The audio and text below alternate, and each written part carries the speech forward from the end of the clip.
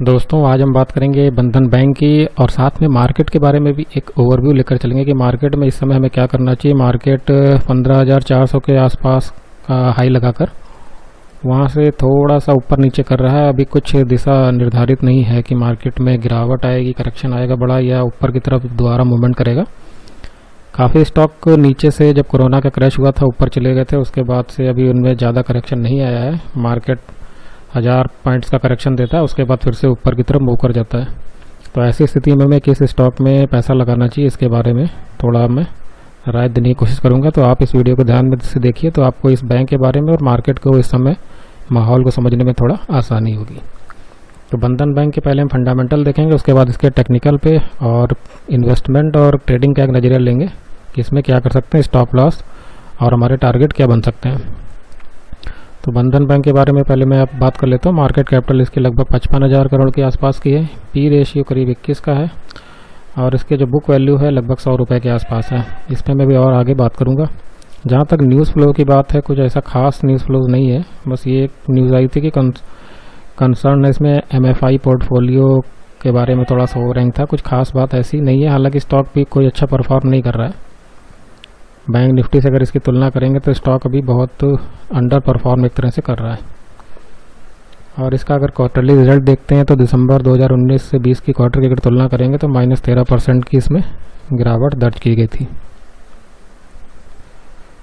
Promoter holding इसमें लगभग 40% है, इस पर डिटेल में भी बात करेंगे। और FII की होल्डिंग लगभग 35%। और इसका ऑल टाइम हाई है 741 का और ऑल टाइम लो 152 का, जो कोरोना क्रैश के दौरान लगाया था। कुछ और फंडामेंटल देखते हैं।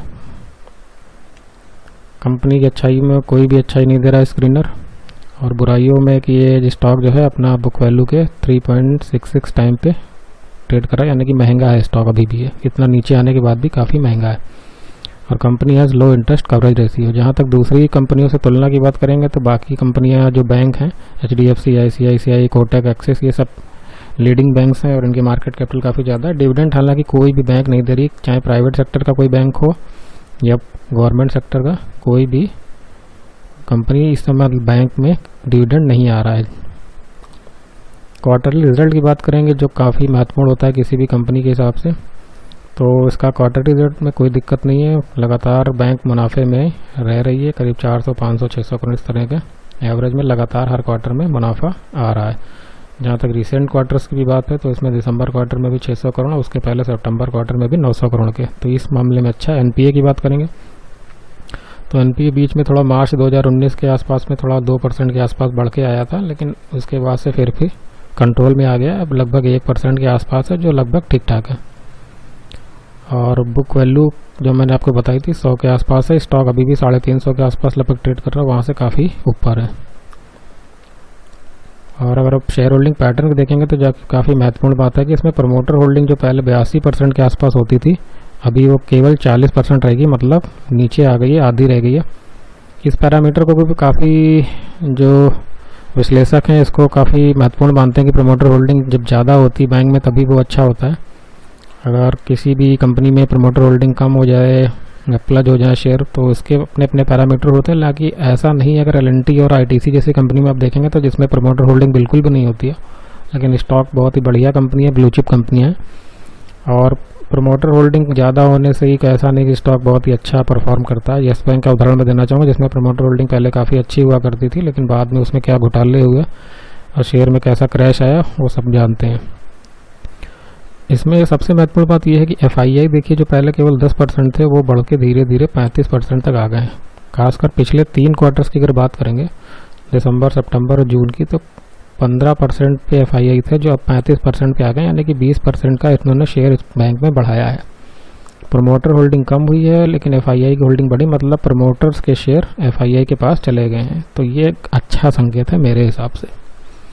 जहाँ तक DIIs की बात है तो कोई खास बदलाव नहीं आया है, 4% के आसपास है। पब्लिक के पास भी स्टॉक लगभग 20% के आसपास है। अब हम इसमें वीकली चार्ट पे देखेंगे कि इसका पैटर्न कैसा बन रहा है, और पहले इन्वेस्टमेंट की बात करेंगे फिर ट्रेडिंग की। तो अभी ये वनडे चार्ट, पहले हम वीकली चार्ट खोलते हैं। तो स्टॉक जब ये लिस्ट हुआ था तो करीब 500 रुपये के आसपास हुआ था। उसके बाद से ये इसने 741 का कुछ हाई लगा के फिर उसी एक रेंज में ट्रेड किया। लेकिन उसके बाद जब कोरोना के संकट में ये स्टॉक काफ़ी क्रैश किया और 150 रुपये के लेवल पे आ गया। हालांकि उसके बाद जब दोबारा मार्केट में बाउंस आया, बैंक निफ्टी के ऊपर गया तो 400 तक गया। उसके बाद ही फिर से गिरावट दिखा के अभी लगभग 350 के आसपास ट्रेड कर रहा है। बैंक के जहाँ तक फंडामेंटल की बात है तो ऐसा कोई इसमें दिक्कत नहीं है। बस इसका एक ही मुझे नेगेटिव इसमें दिख रहा है कि जो बुक वैल्यू है वो स्टॉक की 100 रुपये के आसपास, और ट्रेडिंग अभी भी 350 के आसपास कर रहा है, मतलब वहाँ से महंगा है। तो इन्वेस्टमेंट में हमारा नज़रिया ये रहेगा कि जब भी स्टॉक में गिरावट आए आपको खरीदना है। इसको हायर लेवल पे नहीं खरीदना है कि जब भी टीवी के बाबा लोग आपको कहें कि बस स्टॉक ने ये डिमा पार किया, वो डिमा पार किया, स्टॉक ऊपर चला जाएगा, 1000 चला जाएगा, 2000 चलाएगा, उस लहरे में आके आपको स्टॉक को ऊपर के भाव नहीं खरीदना। नीचे के इन्वेस्टमेंट के लिए सबसे अच्छा तरीका यही होता है, मार्केट में जब भी क्रैश आए, जब भी गिरावट आए, जितना भी निगेटिव न्यूज़ फ्लो आए, उस समय आपको ये बस सोच के रखना है, अपनी डायरी में लिख के रखना है या मोबाइल में कहीं पे भी लिख के रख लीजिए कि मुझे स्टॉक को इस रेंज में आएगा तो मुझे बाई करना है। फिर उस स्टॉक में कितनी भी निगेटिव न्यूज़ फैलाई जाए, मार्केट में कितनी भी गिरावट है, आपको उस पर ध्यान नहीं देना है। आपको उस रेंज में लेके और बस रख लेना है आराम से और इंतज़ार करना है प्रॉफिट में आने का जो आपने टारगेट बना के रखा है। तो मेरा मानना यह है कि स्टॉक ये 350 से 300 के रेंज में जब भी आपको मिलता है, अभी भी ये 300 350 के आसपास ही है। और किसी वजह से मार्केट में एक बड़ा करेक्शन अगर आता है, 2-2.5 हज़ार पॉइंट का करेक्शन मार्केट में ड्यू है, ये कहीं से भी आए, 15,000 के लेवल से आए, चाहे 15.5 से आए, 16 से आए, या 14.5 या 14 से ही आ जाए, मार्केट एक बार ये 2-2.5-3 हज़ार पॉइंट का करेक्शन जरूर दिखाए, क्योंकि मार्केट बहुत तेज़ी से ऊपर गया है। वो आएगा कब ये कोई नहीं जानता, 6 महीने में आएगा, 1 साल में आएगा, या फिर 2-4 महीने में आ जाएगा, कोई नहीं जानता। एक बड़ा करेक्शन ड्यू है जो आएगा ज़रूर। तो वैसी स्थिति में जब मार्केट में हाहाकार मचेगा, पैनिक फैल जाएगा और कोई भी स्टॉक को खरीदने को तैयार नहीं होगा, काफ़ी लोग अपना ऊपर में पैसा डाल के जब फंस चुके होंगे, उस समय आपको इस स्टॉक में एंट्री लेनी है, या यहाँ पर अगर थोड़ी एंट्री लेनी है तो उसको बाद में नीचे में एवरेज कर लेना है। और उसके बाद आप अगर इसमें 1 से 2 साल का नजरिया रखेंगे तो स्टॉक दोबारा जो अपने लाइफ टाइम हाईस की तरफ मूव कर जाएगा। तो मुझे उम्मीद है स्टॉक आराम से 550 रुपये तक के आसपास का टारगेट आप बना के रख सकते हैं 1 से 1.5 साल के नज़रिए में। और मार्केट में बस आपको रणनीति ये अपनानी है कि जब भी मार्केट में नीचे गिरावट आएगी और स्टॉक भी जब ये नीचे आएगा, तब आपको इसमें इन्वेस्टमेंट के लिए एंट्री ले लेनी। अब हम बात करेंगे ट्रेडिंग की। देखिए, मार्केट में जो तरीके काम करने के 2 होते हैं, एक ट्रेडिंग का नज़रिया बिल्कुल अलग होता है और इन्वेस्टमेंट का अलग होता है। इन्वेस्टमेंट में मैं आपको बस ये बात कहना चाहूँगा, किसी भी स्टॉक में आपको अपने कैपिटल का 10% से ज़्यादा नहीं करना है। बंधन बैंक जैसे स्टॉक में मैं मानता हूँ कि आपको अपने कैपिटल का 7 से 8% से ज़्यादा इन्वेस्टमेंट नहीं करना चाहिए, क्योंकि इसमें एक नेगेटिव ये भी है कि ये बुक वैल्यू से अभी भी काफ़ी महंगा है, और दूसरा इसमें कोई भी डिविडेंड आपको नहीं आता। अगर आप इसको ऊपर के भाव में लेके फंस गए तो आपको कुछ भी नहीं मिलेगा, डिविडेंड भी आपको नहीं मिलेगा, तो ये एक बड़ा नेगेटिव भी है। तो इसलिए ऊंचे के भाव में नहीं फंसना है। वनडे चार्ट में हम आते हैं, तो वनडे चार्ट में देखते हैं कि टेक्निकल में क्या है। अभी स्टॉक जो है अपने सारे 20, 50, 100, 200 सबके डेमा एक ही साथ आ गए थे इसके 350 का, बस उनके नीचे आके इसने क्लोजिंग दी है। पिवट पॉइंट इसका 335 पर है, और उसके बाद इसमें अभी बस एक पिवट पॉइंट का ही सपोर्ट बचा है, बाकी कुछ खास वनडे चार्ट में अभी इसमें टेक्निकल में नहीं दिख रहा है।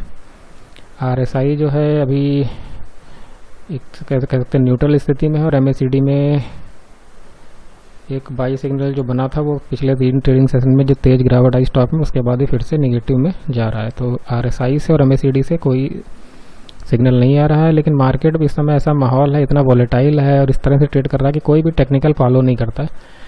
आपको लगेगा आप 20 डेमा पे या पिवट पॉइंट पे स्टॉप लॉस लगाएंगे, वो आपका केवल स्टॉप लॉस ही ट्रिगर करने आएगा, उसके बाद स्टॉक फिर ऊपर चला जाएगा। या आप सेल कर रहे हैं तो ऊपर की तरफ एक तेज मूवमेंट आएगा, स्टॉक आपका स्टॉप लॉस ट्रिगर करेगा और उसके बाद फिर नीचे आ जाएगा। तो पिवट पॉइंट पे इसने काफ़ी सपोर्ट लिया था पहले तो, और पिछली बार जो लो बना था 330 का, जो पिछली गिरावट आई थी, तो हमें इसी के आसपास का एक स्टॉप लॉस लेना होगा, जिसे मैं अभी ऑप्शन चार्ट से मिला के आपको दे दूंगा।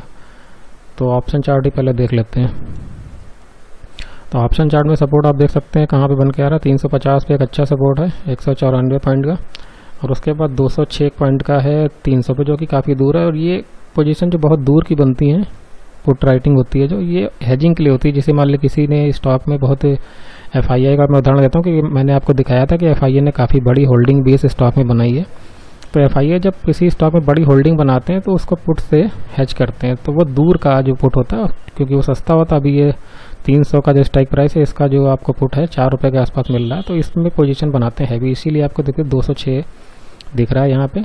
इसका मतलब ये नहीं कि स्टॉक जरूरी 300 पर आ जाएगा, वो दूर का होता है। बाई चांस अगर किसी वजह से स्टॉक आ भी जाता है तो वो उनका जो कैश मार्केट में जो उन्होंने पैसा लगाया वो यहाँ से रिकवर हो जाए, तो उसको थोड़ा सा हम अलग रखते हैं। इसको हेजिंग के पॉइंट वाइज से भी देखते हैं 300 का, लेकिन उसके पहले के जो पुट हैं ये जो इंदा मनी के आसपास है वो ये 194 और 158 देखिए 320 पर भी है, 148 का यहाँ पे देखिए 340 पर है, तो ये एक अच्छा सपोर्ट है। 330 पे मैंने आपको बताया था पिछला लो भी था, और उसके ऊपर जो कॉल रेटिंग हो रखी है वो सबसे हैवी जो है 400 के प्राइस पे है, जो अभी करंट प्राइस से काफ़ी ऊपर है। उसके बाद 385 का 360 पे है, तो पास में यही एक हर्डल है।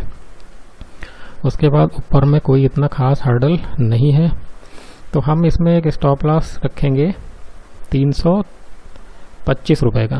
325 का एक स्टॉप लॉस लेके चलेंगे, और ऊपर में हमारा पहला टारगेट बनेगा 365 का और दूसरा टारगेट बनेगा 390 का। 365 का पहला टारगेट, 390 का दूसरा। 365 के ऊपर जाने पे स्टॉक अगर सस्टेन करेगा तो आप स्टॉप लॉस को ट्रेल करके 345 पर ले आएंगे, और 390 के स्टॉक के लिए टारगेट के लिए प्ले करेंगे इसको इंट्राडे में।